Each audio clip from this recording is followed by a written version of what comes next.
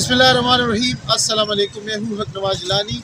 दोस्तों, इस वक्त मैं ब्लू एरिया में मौजूद हूँ और ये है वो जगह जहाँ पे कल जमी गफीर था PTI का।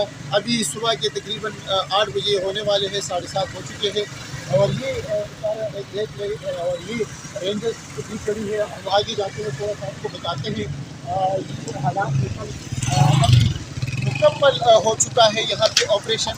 और रात को बड़ा ऑपरेशन किया गया था यहाँ पे और ये भी सफाई का काम जारी है। वाले भी देख सकते हैं रेंजर की तरह है।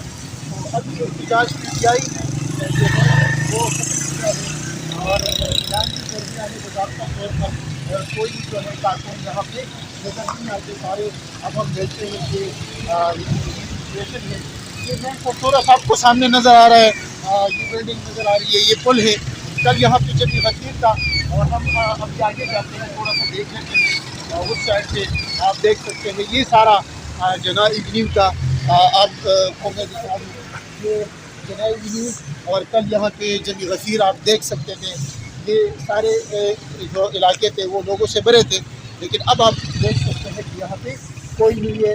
ऑपरेशन हो चुका है, सफाई का काम जारी है और ये रेंजर्स के कुछ एहलकार यहाँ पे मौजूद है और सामने कंटेनर्स भी है अभी पड़े हैं, क्योंकि अभी कंटेनर्स हटाने का जो है वो भी हुकूमत ने ऐलान किया है कि कंटेनर्स भी हटाए जाएंगे। तो ये अभी आप देख सकते हैं ये PTI का वर्कर सारे, न कोई गाड़ी नज़र आती है न लोग नज़र आ रहे हैं।